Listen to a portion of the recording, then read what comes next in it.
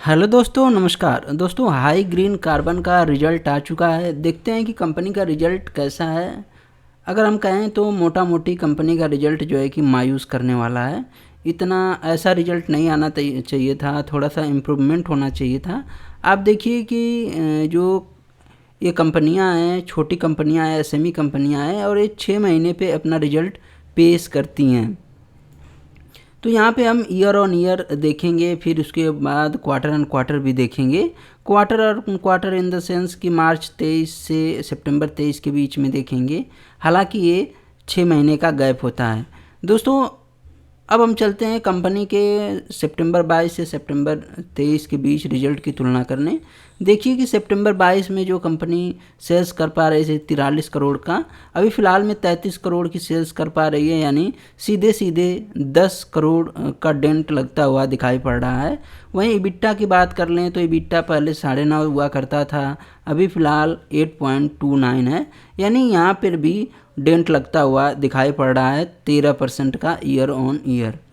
Net profit की वहीं बात करें तो नेट प्रॉफिट आप देखिए कि 5.78 था सितंबर 22 में, अभी फ़िलहाल में 5.19 है, यानी यहाँ भी आपको डेंट लगता हुआ दिखाई पड़ रहा है ईयर ऑन ईयर में। और क्वार्टर ऑन क्वार्टर की बात कर लें तो क्वार्टर ऑन क्वार्टर में तो करीब 2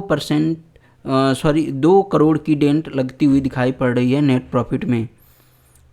और ईपीएस को देख लें ईयर ऑन ईयर, यहाँ पे आप देखिए कि ईपीएस सितंबर 23 में 2 आया है, पहले 3 हुआ करता था। यहाँ भी 32% की डेंट लगती हुई दिखाई पड़ रही है। और अगर हम बात कर लें ईपीएस के मार्च 23 से तुलना करके तो यहाँ पे कुछ ज़्यादा ही करीब 35% का डेंट लगता हुआ दिखाई पड़ रहा है। तो दोस्तों कंपनी के अगर रिजल्ट को ओवरऑल कहें तो कंपनी का रिजल्ट मायूस करने वाला है। जिस हिसाब से कंपनी का परफॉर्मेंस होना चाहिए था, थोड़ा सा बढ़िया परफॉर्मेंस आना चाहिए था। अब हम देखते हैं कि इसके और रिजल्ट के बारे में। अब हम देखेंगे कंपनी के पीएनएल को ईयरली तौर पे देखेंगे कि कंपनी कैसा परफॉर्मेंस दी है। आप देखिए कि सेल्स जो है कि 26 करोड़ 19 में हुआ करता था, अभी फ़िलहाल में 79 करोड़ है। और यहाँ पे देखिए कि जो नेट प्रॉफिट है 12 करोड़ है। तो ऐसा क्या हुआ है कि कंपनी की सेल्स ही गिरी हुई है। मेन बात कहे तो यहाँ पे आप देखिए कंपनी की सेल्स 44 थी, फिर 34 हो गई, फिर 33 हो गई, यानी यहाँ पे थोड़ा सा संभलने की कोशिश किए हैं, लेकिन आपको थोड़ा सतर्क होना चाहिए। हाँ, यहाँ से प्राइस थोड़ा सा करेक्ट हो सकता है इस स्टॉक का, इसलिए आप अभी प्राइस गिरे इसका स्टॉक का, इस कंपनी की तभी आप ख़रीदने की कोशिश करें। अभी 155 पे चल रहा है, ये 100 के प्राइस पे दोबारा से आ सकता है और फिर आप ख़रीद सकते हैं। दोस्तों यह कंपनी जो है कि एक्सपेंशन प्लान भी कर रही है, इसलिए आपको घबराने की ज़रूरत नहीं है।